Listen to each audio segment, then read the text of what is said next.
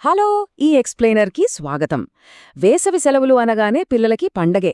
కానీ వాళ్ళని ఇంట్లో మేనేజ్ చేయడం ఒక చిన్నపాటి యుద్ధమని చెప్పాలి కదా! ఆ టెన్షనంతా పక్కన పెట్టేద్దాం. కొన్ని సింపుల్, ప్రాక్టికల్ ఫ్రేమ్‌వర్క్స్‌తో ఈ సమ్మర్‌ను అస్సలు స్ట్రెస్ లేకుండా ఎంత సంతోషంగా మార్చుకోవచ్చో ఈరోజు మనం చూద్దాం.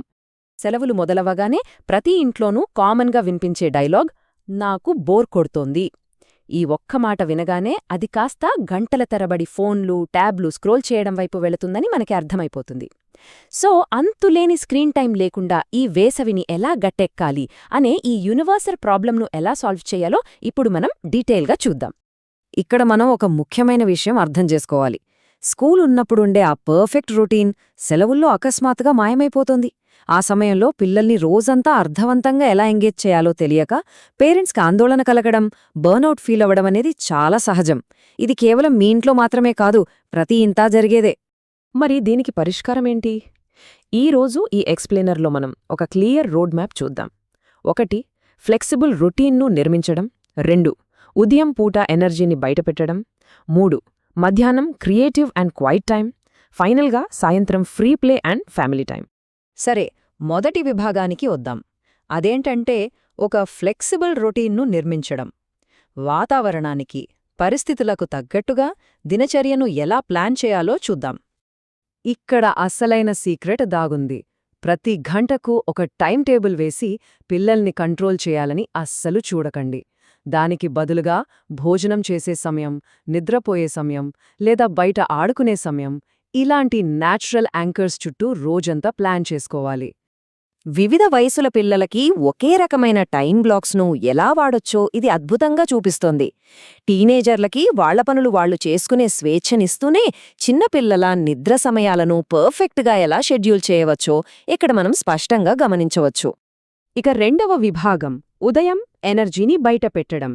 మార్నింగ్ లేవగానే పిల్లల ఎనర్జీ పీక్స్లో ఉంటుంది కదా, ఆ సమయంలో రోజును ఎలా ప్రారంభించాలో ఇప్పుడు చూద్దాం. అసలు ఈ ఎనర్జీ రిలీజ్ టైం అంటే ఏంటో చూద్దాం.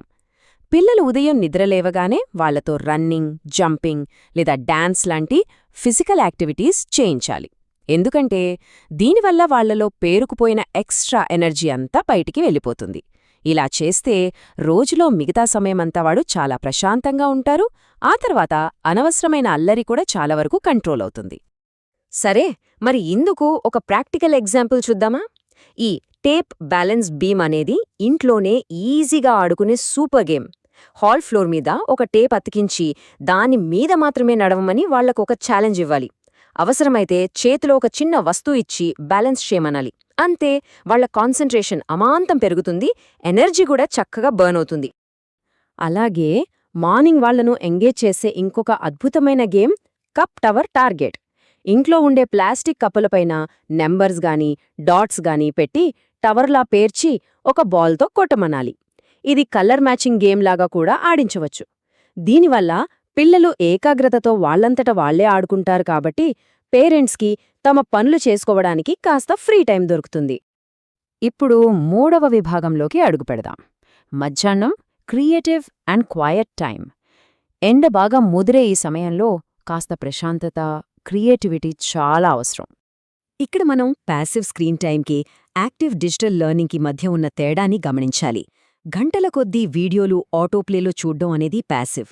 కానీ అదే స్క్రీన్ని వాడి ఏఐ ఆర్ట్ క్రియేట్ చేయడం, మ్యాథ్స్ గేమ్స్ ఆడటం లేదా కథలు రాయడం లాంటివి చేస్తే అది యాక్టివ్ లెర్నింగ్ అవుతుంది. స్క్రీన్ టైంని పూర్తిగా ఆపలేనప్పుడు దాన్ని ఇలా ఒక స్కిల్ బిల్డింగ్ టూల్గా మార్చడం అనేది నిజంగా ఒక స్మార్ట్ ఐడియా కదా. ఒకవేళ ఆఫ్లైన్ క్రియేటివిటీ కావాలనుకుంటే ఇక్కడొక అద్భుతమైన టూల్ కిట్ ఉంది. నిమ్మకాయ నీళ్లు చేయడం, ఫ్రూట్స్ కట్ చేసి సలాడ్ చేయడం లేదా బంగాళదుంపలతో వెజిటబుల్ పెయింటింగ్ వేయడం, ఇంట్లోనే ప్లేడో కలపడం లాంటివి పిల్లలకి భలే ఆనందాన్నిస్తాయి. ఇవన్నీ వాళ్ల చిన్న చేతులకు పనులిస్తూ మెదడు ఎంతో యాక్టివ్గా ఉంచుతాయి. అయితే మధ్యాహ్నం పూట తప్పనిసరిగా విశ్రాంతి తీసుకోవడం అనేది ఖచ్చితంగా జరిగి తీరాలి. వాళ్లు నిద్రపోవచ్చు, ఆడియో బుక్స్ వినొచ్చు లేదా ప్రశాంతంగా కూర్చోవచ్చు. ఇలా చేయడం వల్ల సాయంత్రం అయ్యేసరికి వాళ్లలో వచ్చే ఆ విపరీతమైన చిరాకు, అలసట, సెన్సరీ ఓవర్లోడ్ పూర్తిగా తగ్గిపోయి అందరూ చక్కగా రీఛార్జ్ అవుతారు.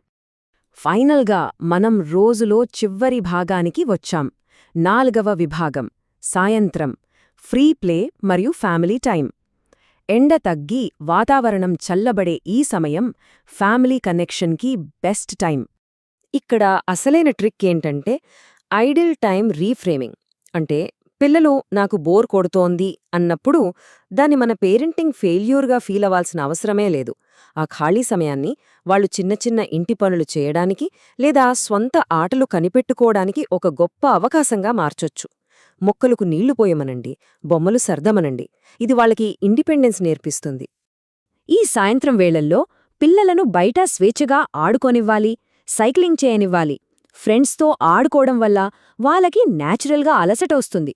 ఇక ఆ తర్వాత ఒక 10 నిమిషాలు డెడికేటెడ్ ఫ్యామిలీ టైం, అందరూ కలిసి భోజనం చేయడం, ఇవన్నీ రాత్రి పడుకునే ముందర ఆ రొటీన్ని ఎంతో స్మూత్గా మారుస్తాయి. ప్రశాంతంగా నిద్రపోతారు. రాత్రిపూట ఫోన్ల గోల కూడా అస్సలుండదు. పేరెంట్స్ పర్ఫెక్ట్గా ఉండాల్సిన అవసరం లేదు. కేవలం పిల్లల కోసం ప్రెజెంట్గా ఉంటే చాలు. ఈ కోట్ మన ఈనాటి ఎక్స్ప్లెయినర్ మొత్తానికి ప్రాణం లాంటిది. ఒక పర్ఫెక్ట్ రోజును డిజైన్ చెయ్యాలని అనవసరంగా ఒత్తిడికి గురికావద్దు. పిల్లలకు కావాల్సింది మన పర్ఫెక్షన్ కాదు, మనం వాళ్లతో పంచుకునే ఆనందకరమైన క్షణాలు. ఆ కొద్దిపాటి క్వాలిటీ టైమే వాళ్ళకొక అద్భుతమైన మెమరీగా మిగిలిపోతుంది. సో మనం ఎండింగ్కి వచ్చేసాం. ఈ మొత్తం టూల్ కిట్ చూశారు కదా. మరి రేపు ఏ కొత్త యాక్టివిటీని మొదలు పెట్టబోతున్నారో ఆలోచించండి. అన్నీ ఒకేసారి చేయాల్సిన పని అస్సలు లేదు. ఏదో ఒక చిన్న ఐడియాని రేపు ఇంప్లిమెంట్ చేసి చూడండి. ఈ సమ్మర్ ఎలా మ్యాజిక్లా మారుతుందో మీకే అర్థమవుతుంది. మరో ఆసక్తికరమైన ఎక్స్ప్లెయినర్తో మళ్ళీ కలుద్దాం.